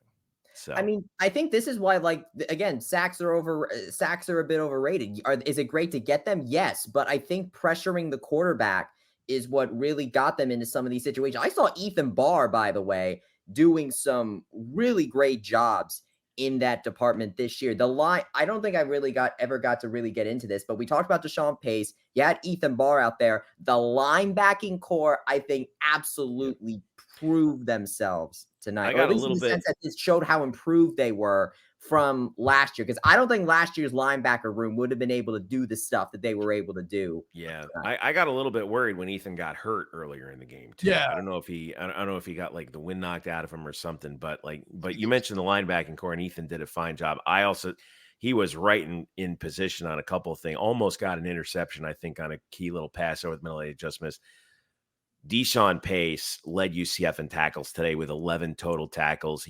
I mentioned this earlier, he had 3 tackles on that key 3 and out that got UCF the ball back for the game-winning touchdown. He was an absolute ace today. Actually, I take that back. He wasn't an ace. He was the Joker, because that's what he told me his nickname was the Joker. So he was the Joker today, man. Unbelievable. Deshaun Pace, what a find from Cincinnati. He was a problem with them, and I'm glad he's with us now. A linebacker leading the tackle numbers is a great sign. Something that I saw happen throughout this game that didn't last year. A player hits the running back and it stops. Yeah. There's no falling forward. There's no, I'm going to carry you for this many yards. They stop, whether it's Pace, Barr. Heck, I saw some DBs make tackles like that, actually getting aggressive and getting into the box and getting involved. Does that sound familiar from last year, Eric Lopez? It really does. It does. Matt asked us, I want to drop this one here. TCU on their final drive, how on earth was that not an incomplete pass over the middle of the field late? Because he caught the ball, Matt. The ball. I thought he caught the ball. I thought he got it under. He got his hand underneath it. I thought that was fine. All right, listen. As a fan base, seriously, stop worrying about the officials. Stop worrying about the officials. You're not going to get every call. You're going to get some calls against you. Deal with it. Just deal with it. I mean, speaking of calls, did they get a big one, Eric, at the end of the game with the fumble by Pittman, right? I was just about to talk about that. I remember watching that, and I was like, and my brother, who loves to troll me, was sitting behind me eating, and he was like, oh, he fumbled the ball. I'm like, no, he's down. It's not going to, I didn't think they were going to confirm it, but I thought it was going to stand. The fact that they confirmed it just tells me, like, okay, yeah, the officials are like, I think it was a fumble, but it's too close to change it. Like, if they would have called it a fumble on the field, I think they would have stayed with it. Exactly. That's why I thought it was going to stand. I didn't think they would have just confirmed the dang thing. I think they misspoke with that, if I'm being honest. Yeah. I will say Matt does bring up one that I thought was a real head scratcher, which was the fair catch when Xavier Townsend got hit. Either it's an invalid fair catch signal, which is a penalty, and I have seen called before in a Super Bowl, no less, or it's a 15-yard penalty for catch interference. It can't be neither. It can't be. Clearly neither. it was. They 'Cause missed it was that. neither. Well, it wasn't. Listen, they botched that one. There's going to be 90 plays in a game. Coaches will be the first to tell you this. If you're worried about a call here or there from the officials, you don't deserve to win the game. Period. It's not being worried about it, Eric. It's about, hey, a game can turn on a play like that. But none of those were determining. It was not going to determine the game. None of the complaining tonight about any of the stuff you guys have complained about officiating had nothing to do on the results. Be more upset about having 3 kicks blocked, which I've never seen in my life. To me, if we can be upset about both. I think the 3 kicks are much more egregious. It's not even like the game is done. Like it's a done deal. You see wins that going away. Oh, you're right. You're right about that. But it's something that needs to be discussed. Oh, trust me, I railed on that earlier, Relo. I mean, officiating is fine. It's not great, but that's not what's going to cost you a game. Not in this Big 12. I mean, good Lord, if you watch enough Big 12, you already know that you're going to have some calls go against you. The kick. What is the answer to that? That debacle of the special teams? Give me an answer. Block better. Yeah. All right, thank you. I mean, get her hand on this. I didn't say it was a hard answer. I didn't say it was a complicated question. Block the guys. I mean, I really wasn't trying to be a smart ass. Like that's what it boiled down to. Was the outside was soft on blocking that edge. That's all there was to it. Yeah, I mean, I don't know. I don't. You only have to hold that block for a fraction of a second on a field goal, right, Kyle? Well, in fairness, snap, spot, balls up. Yeah, that dude coming on the edge was a burner. A hand on him, and sometimes, and look, sometimes that I was more concerned about the one that came straight up the middle. That was a real concern. I think that was which one was that, Kyle? Was that the field goal at the end of the half? I forget which one it was. I forget if it was that or because there were 2 field goals and an extra point, right? Right. I think it was the extra point that the middle happened, and that was pathetic. As somebody who played on field goal team, yeah, no, there's no excuse. Yeah, you can't have a guy coming straight up the middle. I mean, the rules are actually set up so that you basically can't get a block up the middle unless you just olay the guy. I mean, it's he just pushes you through. Yeah, like unless you're loose, and just come on, man. You can't leap. You can't have anybody over the long snapper. I don't know what happened. I would love to be in the film room for that one. They don't want Bryson in there. I know that. Yeah. Look, I mean, Bryson was ready to cut people there. All I would say is I would just be the one saying block, block, block. I mean, I don't know what else to do or what else I would be able to do, like get set, close the gaps, or what that type of stuff. Eric Edwards, by the way, I wish Pace would tackle with his arm that 3rd down. He almost missed the tackle. I'm going to actually flip the script on this. Dude, he made 3 tackles. He took over the game on that possession. Like, I mean, come on. I'm going to flip the script on this because I think that might have been arguably have been, because I think the second tackle with the screen probably was better, but I think the argument could be made that the 3rd down one was a little bit better because if Deshaun Pace was not there to obstruct that runner, he might not have brought him down, but he obstructed him long enough for the rest of the defense to come in and grab him and get him down so that way they could force the punt. Yeah. That's my argument. I think that's true. I mean, I don't know if he got credit for a tackle on that play, but I mean, he took over that possession. I mean, that was impressive. When UCF I love it when I see a situation where like we need someone to come through right now and someone steps up and makes the play. That showed me something because you don't see that a lot on defense these days. It's funny. Matt J says, huge win. We have a team of winners. And that kind of echoes your point a little bit, I think, Jeff. I would bring this in real quick too. Eric made the point earlier that no other quarterback other than Mackenzie Milton wins this game. I don't think that's a bad statement. What I will say is it's very interesting to see what happens when Gus has a healthy quarterback for a road game in the conference. Just throwing that out there. Yeah. You really fits the system. Yeah. You know, Yeah. you don't think Bortles would have won this one? He did win the Louisville I game. said post Milton. Post Milton. Okay. Like Mikey Keene ain't winning that game. Billy Gabriel for sure as hell ain't winning that game. And as much as I like John Rice Plumlee, I don't think he wins that game either. No, there's some. I mean, as much as people are criticizing KJ's arm, Plumlee just did not have the same delivery, is what I'll say. Would he have been tall enough to get it over some of these linemen? Like, that's the difference. Well, I mean, it's kind of like apples to oranges, isn't it? Like JRP was more of a speed guy. He relied entirely on his There would be more rollouts, perhaps. That's blazing speed, and KJ is a power runner. It's like the difference between, Chris Johnson and Jamal Lewis, right?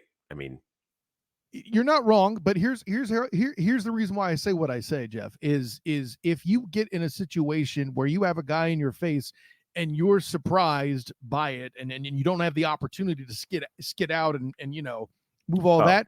I got you now. Yeah. Yeah. There were enough times where they sent more guys than everyone else had, and JRP would have had to have tried to escape, and he's not looking down the field after that. Yeah. No, I think that's a good point. And more importantly, the offense has an identity.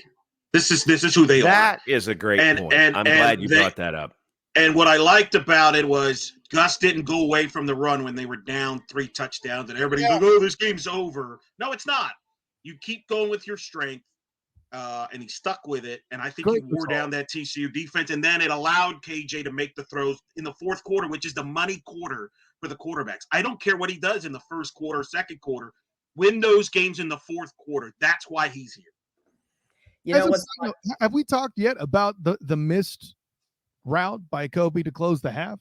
Because boy, does that change the makeup of the game. Do we want to do that? I thought that was the one mistake he made the entire game. I'm just touching on just something, just another self-inflicted wound. I'm not dissing Kobe. He still had a good football game, but just yet another thing that this offense had to overcome.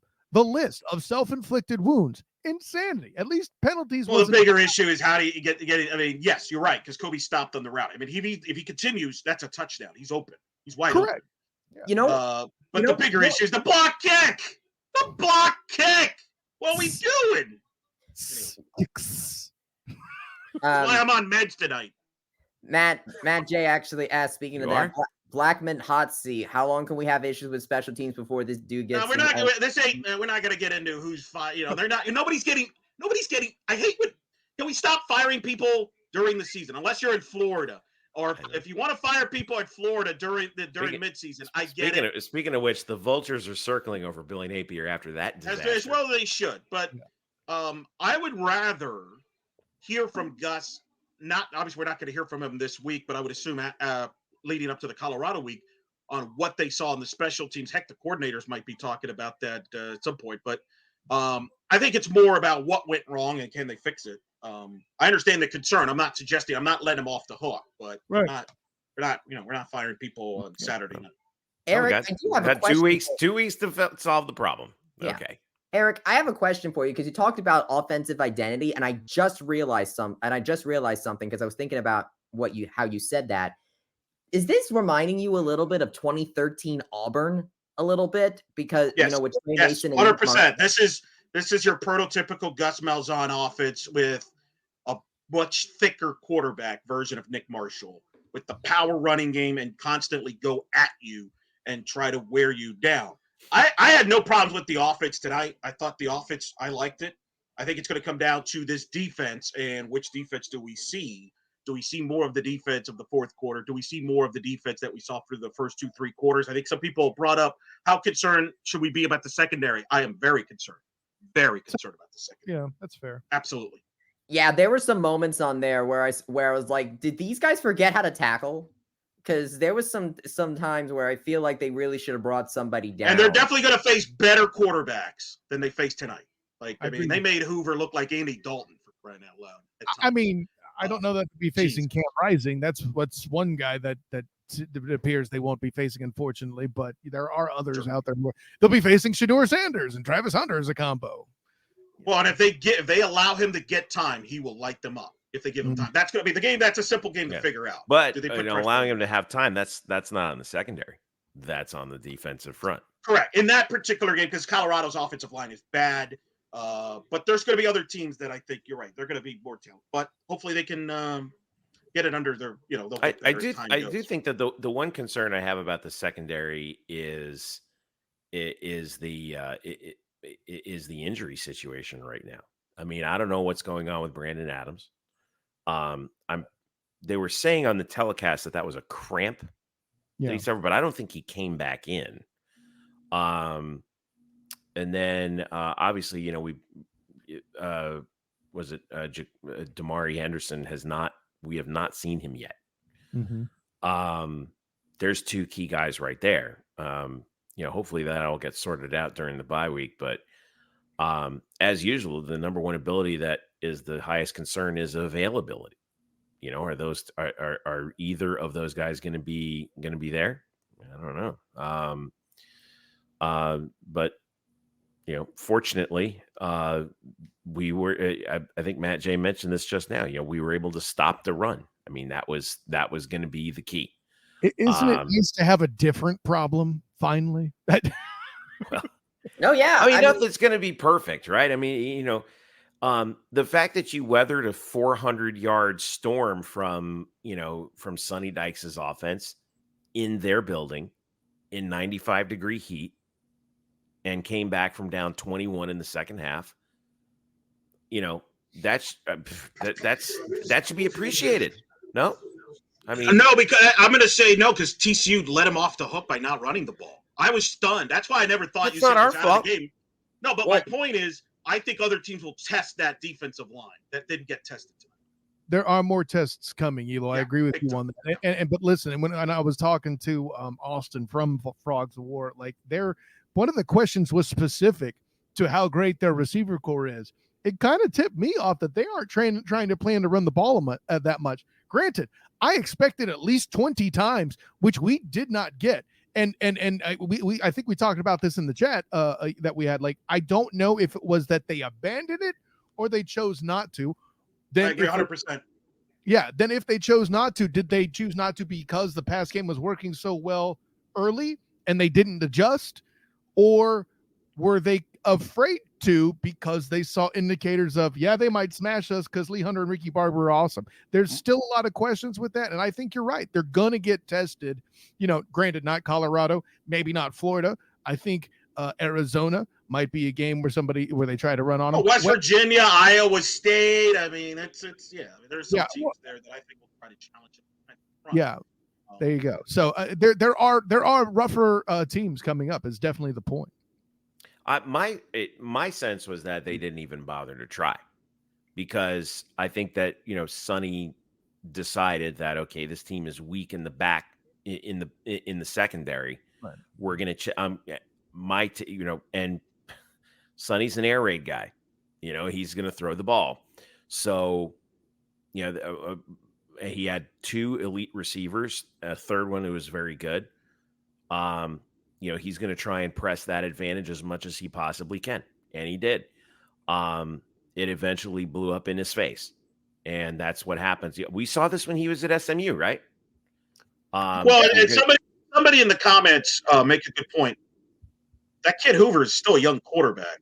KJ's been through this before. Yeah. I think he had an experience edge that TCU in these situations where KJ's been in these close games. Bryson literally saw him a year ago do this close win in the swamp in Gainesville. So I told you guys, KJ's not going to be phased by the atmosphere in freaking Fort Worth I don't think Hoover was phased either. He played great. That's more about the defense being phased, if you ask me, Elo. Well, but I'm just saying, in general, having been there, done that, he knows what to do. I thought the false start was actually on Hoover because he was going hard count and the lineman jumped. Why? You're at the 1 yard line. You're trying to you don't need to force that. Well, I'm putting that on the lineman. They know better. It is on the lineman. Where Eric has a fantastic point is why hard count there. You don't gain anything. You get half. Correct. That's my point. Why? I think a veteran quarterback gets that. Yeah. But I finally found the rushing passing split for both teams. UCF 54 runs, 22 passes on the day. TCU 17 runs, 53 passes. Somehow UCF was still more balanced. That's fascinating. Yeah, I mean it's. Well, and that's a credit to Gus. I mean, I know everybody loves nitpicking Gus's play calling. God knows every freaking call gets nitpicked. But I'm just saying, I've always been pro Gus the play caller. I've never had an issue with the play calling. I think the play calling gets overemphasized a lot. Is he perfect? No. I have news for you. There's no such thing as a perfect play caller. Well, yeah. Okay, Eric, I'm glad you brought that up because I completely agree with you on this. Shocker. Because, someone explained this to me. I forget who it was. I wish I could give them credit for it. They said, when you hear people complain about play calls, okay, it's like complaining that you got dealt, 7 queen in playing Texas Hold'em. It's like, is it really, there are so many things that can go wrong, that can blow up, a play. It's not like, any coach decides to run a play deciding, oh, well, I'm going to screw up this down so I can set something up later. No, they're all aiming for success here. And I think what goes to that, I think this was another pretty interesting stat here. Average yards per completion today. TCU threw for 402 yards. They averaged 11.5 yards of completion. UCF threw for 230, completed only 13 passes for 17.7 yards per completion. So that's big time money every time we go back to another one. And it would have been even more were it not for a couple of bad breaks.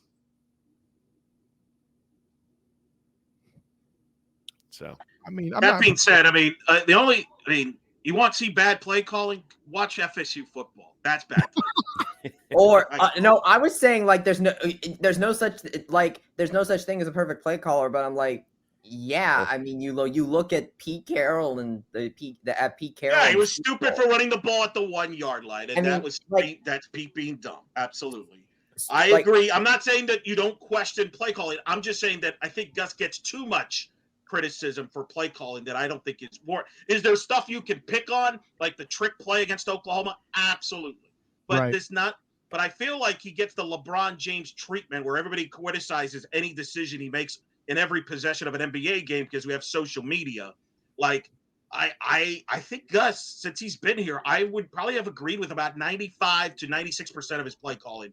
I had no issues with Darren Hitchcock's play call or whoever's play calling was last year. I think, again, you want to see bad play calling? The Florida State head coach who makes $10 million went for 2 for some inexplicable reason, down 11. That's when you have the right to criticize bad play call. Mike Norvell catching strays. He was bad. He's bad. We saw this up close. He hasn't learned.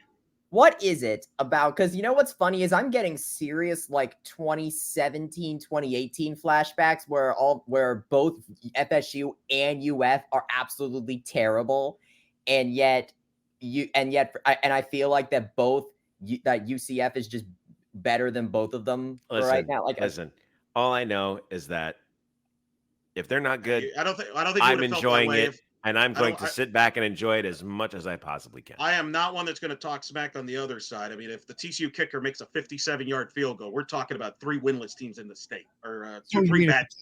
If he kicks like Matt Peter, maybe. No, it's an absolutely fair point there. But then again, you think about this. I think it's almost like the same situation you would be in after the 2013 Louisville game, because and how that season ended up panning out. Well, the big difference there is Louisville was legitimately good. I don't think we know what TCU is yet. I don't know if that team is really good. It's a big win, but the Louisville game, you knew once you won that game, you were going to win the American Conference title. This game, it might just be the difference between 5th place and 8th place. Well, we don't know. We don't know. To be fair, Eric, back in 2013, there were several close calls after that Louisville game. You want to talk about criticizing play calling? Criticize that head coach back then. Cardiac Knights, started there for a reason. The spiders.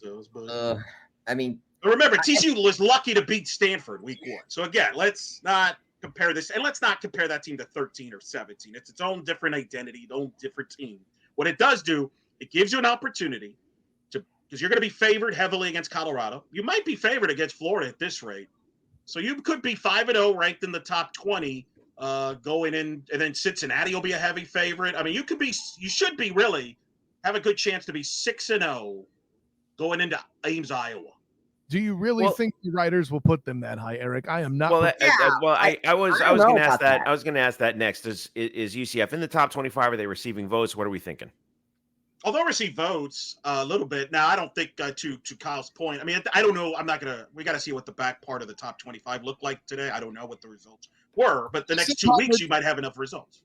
Boston College had a quality loss against a Missouri team, so they'll have quality them loss ahead of UCF. We're really doing that again, dude. I mean, it's true. He's right. I mean, he's not wrong. He's not wrong. Honestly, okay. I don't think UCF is going to get into the top 25 unless they go on the road and beat Iowa State, and even then, that's if they're undefeated going to Ames, Iowa. I promise you, they will be ranked. We're talking middle of October. They will be ranked. I'm not saying they're going to be ranked super high. I'm just saying they're going to be ranked. Trust me, they put anybody. It's not. Everybody thinks getting to the top 25 is hard. It's not that hard to get in ranked. It changes a lot. I mean, to be fair, if you give the answer to Notre Dame and that answer or Miami, then I'd believe you. But I don't know. I feel like it's kind of hard. I'm kind of picking up what Bryson's putting down here, Elo. I hear you, but man. I don't know that I didn't say they'd be ahead of Notre Dame. I'm just saying they could 25. If they're ranked 25, that's ranked. I'm not saying they're going to be ranked over Notre Dame. Notre Dame nor did should drop they. 66 on Purdue today. That is true. Oh, Purdue. Don't. What are we doing here? What if Northern Illinois wins the MAC? Oh yeah, they're going to be making a run to try to be that 12th playoff team, Eric Lopez, at this point. Yeah, UNLV might have something. UNLV, the best team in the Big 12. Really, the team to beat in the Big 12 is UNLV. We're not in first place. They are. Accurate. Well, that's that fairy tale is going to come to an end when they play my Syracuse Orange next week. Let's just put that on the board right now. That's going to end, and it's going to get you as well. Oh wait, Jeff, is Syracuse at home? Is it home? Yeah, that game's at Syracuse, I believe. Okay, then I believe you. Syracuse has magical powers when they're at home. I don't know how. Wow! Magical powers. We got breaking news. Murph is optimistic about UCF football. Murph, are you on the same? Did you take the meds that I did? What? Look at that. They're a legitimate contender to win the Big 12. I stayed. If Murph says it. Didn't we say that they were like a dark horse contender though before the season? I feel like this is old news. I will say this. With Cam Rising out of the picture in Utah, how long is he out? Do we know? It's an extended period of time, but I don't know how long he's out. I'll try and double check and see. And that's the point you're making. It's a good one. Black Friday is literally the last regular season game. If he's going to be back, he will be back for that. And by then, UCF has to have its stuff together if it truly, truly wants to end up in a championship game. I mean, the scenario I see is that if they win that game, they'll lose the rematch in the championship to Utah. There's no definitive evidence about Cam Rising. He was essentially a game time decision for today's game against Utah State. Interestingly, Utah's starting quarterback is the younger brother of Zach Wilson, Isaac Wilson. So, oh boy, yeah. For the record, on top 25 and how that's been going, number 23 Nebraska took care of Northern Iowa. Michigan beat Arkansas. Nebraska's going to be 7-0 going into Columbus. I'm telling you. And then Oklahoma took care of Tulane. So I feel like the top 25 isn't going to change that much. Maybe, but I don't think it's going to change that much, honestly. Well, it doesn't matter. Actually, I want to correct myself. Syracuse is playing UNLV in Vegas, but I don't care. Give me the orange. Ooh, Vegas. No, they're not at home. They're going to lose. They're not at home. Well, UNLV doesn't really have a home stadium either. They play in Allegiant. So eat that. But our dome is better than their dome. Yeah, but UNLV is actually showing promise after that win. Yeah, we'll see how it goes. Give me my boy Kyle McCord. So, all right. Anything else we want to hit? as we now cross over the hour 40-minute barrier. 100. NyQuil really works well, guys. I recommend NyQuil if you're NyQuil? really. What, are you yeah. falling asleep yet? No, but I feel much better. I was not feeling good during the game at all. I was coughing. I wasn't coughing. I don't have the cough issue. It's more of the sneezing issue. I'm just sneezing every other next. Now I feel.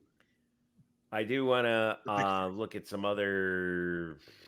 I'm looking for some other Big 12 stuff that we want to look at. I do agree with Matt J, who's been awesome, by the way.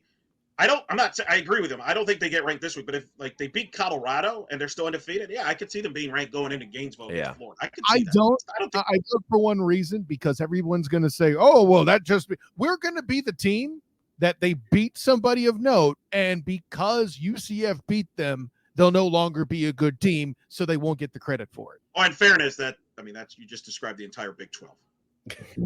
Well, Utah beat Utah State earlier today, 38-21. That was in Logan. Oklahoma State handled Tulsa 45-10. Cincinnati over Miami of Ohio 27-16. Whoopity-doo. Texas Tech dropped 66 on North Texas. We talked about Pitt knocking off West Virginia in dramatic fashion. Baylor 31-3 over Air Force. Colorado managed to hold off Colorado State 28-9. Houston over Rice 33-7, no big whoop there, and BYU over Wyoming, who's 0-3. BYU's 3-0, 34-14 in Laramie. So not a really overly noteworthy Saturday in the Big 12. Really, the big games were, like I said, I was impressed with Kansas State yesterday and the way they handled Arizona. That team's going to be good. Are we not surprised? We were like subjected to them firsthand last year, and DJ Giddens. I feel like this has been Giddens. That was a prelude to what Giddens is doing. I'm glad we are not playing them in the regular season again. It is worth noting, by the way, that Kansas State Arizona game is a non-conference game that was scheduled. That's right. That was an unusual situation. So, which is not good for the Big 12. As far as if you think the Big 12 is going to be a multi-bid league, that is not good. Actually, that they played, in my opinion. Now to the fact that Kansas has proven to be a fluke because their quarterback forgot how to be a quarterback. So outside of that, the league's doing. And West Virginia has come back to earth as well. But outside of that, we're good. One bid league, baby. Outside of that, we're good. All right. I'm good right here, guys. What do you feel? How do you feel? What's our last bit we want to talk about before we head out and let these people go to bed? Yeah, I need to. I'm going to be on a plane in like a few hours. Oh, geez. I honestly, I think I'm feeling a similar way that I did again after the New Hampshire game, where there's a lot of stuff to be happy about. There's only but what we are dissatisfied about, we are very dissatisfied about, if you kind of catch my drift. Because RJ, KJ, Kobe, Line, great job. Like, they saved this game. And the defense too. Deshaun Pace, Ethan Barr, great. But we won despite ourselves in this one. And so the fact is that the special teams needs to shape up and basically stop throwing these little pebbles in front of us for us to trip over. Because this is how we do last year, where we lose close games. We are lucky we ended up getting this one. So let's fix that going forward. Bye week couldn't have come at a better time, and now it's time for UCF to start, making a name for itself, playing against Prime, and then going up to Florida. You will never hear me complain about a conference win on the road. I'm not complaining. I don't care how. There are no style points in football. This is, as I've said before, this ain't figure skating. College football, you get that win however you can in conference play and let the chips fall. I'm happy with this one. This is a tremendous win. Yeah, tell that to Florida State last year. It is a tremendous win, but it came despite ourselves. Like, if we do this again in games in the future, we're going to lose. Like, in the sense of like the mistakes, right? The mistakes you got to clean up, fix that. Special teams. Fine. It's been an issue, no doubt. But you know what? We found a way to win. So I'm not going to complain. I'm never going to complain about that. I find it ironic. That's all I have to say about that. I find it ironic in a game where we beat TCU that he says style points don't matter. I think TCU fans might disagree after their history, Jeff. Absolutely. Georgia just scored against them again. Yeah. That's what they'll be known for. One of my favorite comments about that game was, this could have been an email. Anyway. Yeah, right. My final thought is this: Fox Sports, we've not gone along all the time. And yes, I was very annoyed tonight about how many freaking times you brought up the fact that Rob Stone's kid goes to school at TCU and you brought Rob Stone in the booth. But all can be forgiven. All can be forgiven. It can be given if you do the right thing. And come Monday, you announce that UCF is hosting Colorado at noon Eastern, 11 a.m. Central, 9 Pacific, and bring good old Gus Johnson, Joe Klatt, and the All-American girl, Jenny Dell, to Orlando for a rare noon game. So Kyle can meet Joe Klatt and Gus. I will meet Jenny Dell. And oh yeah, if you want to bring Rob Stone and the big noon kick, we will let you have Bryson to throw into the stands. Like Mark Ingram likes to throw himself into the stands in the pregame show. We will offer you Bryson to throw into the stands and jump with Mark Ingram. We'll do whatever you want. Doesn't Bryson have to consent to this? He's I'm a sacrifice. Me, damn it. I'm too big. True. Don't depend on UCF for good guess, because you'll be disappointed. Just ask game day. But just come to noon. Just come to noon, and all is forgiven, and the world will be a better place. And this win goes up a different level if we host Big Noon Kick and are playing at noon. Otherwise, just another win. I mean, speaking of game day, we did have issues with Kirk Herbstreit, and game day came anyway. So maybe the point is we have to have issues with the show for them to come here. He's not wrong. He's not wrong. He's not wrong at all, kids. Hey, I remember game day fondly, so you will not get any complaints from me if we get enough. I predicted it would happen. I predicted it happened, and I had unnamed UCF administrators that I will not mention scoff at me like, no, they will not come to Cincinnati. They hate us. Ooh. Well, they can. And I wrote it. There's an article that proves it. But hey, what do I do? Hey, man, listen, I didn't scoff at you, but I sure didn't think it was going to happen. I know you didn't. That's okay. And everybody that's been tuning in, fantastic job. Thank you for tolerating me. I'm under the weather. It's been a miserable week. The Miami Dolphins season ended on Thursday night. I was expecting it not to end for another 4 months, so I'm now a little it's been a tough few days, but thank you. Thank you for thinking of me. Thank you, Tom. Kids, it's been great. What a win for UCF, 35-34 over TCU. Enjoy the week off. We got lots of stuff to talk about on blackandgoldbanneret.com. Make sure you take a look at Jake's article up on there. I'm going to drop this in everyone's podcast feed tomorrow, so that should be a lot of fun as well. Thanks to everyone who logged on. Thanks to everyone who sent us comments here. Murph, shout out, miss you, bud. Brodsky, shout out, miss you, bud. Yeah, this was a good one. It's always good to do this after a dramatic win in conference. I don't care. It's just the sun is going to shine a little brighter tomorrow morning, and I'll take it anytime. So, Bryson, thank you. Eric, thank you. Kyle, thank you. Jake, who is hopefully on his way back to his hotel, thank you. Win's great, y'all. Enjoy it. Charge on. Enjoy your Sunday. Hopefully, it'll be a good Sunday for those of us watching. So, cheers. All the best. Go Knights. Charge on. Follow us at blackandgoldbanneret.com.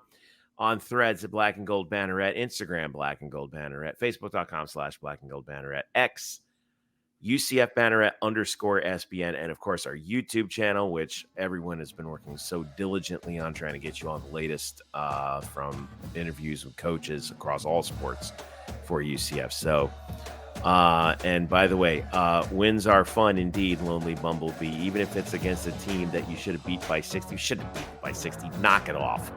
God, be happy for once. And he's got a point, maybe 20 points. 20 points. Just be happy, for crying out loud. Just once. Just cover this. Cover the spread. Once.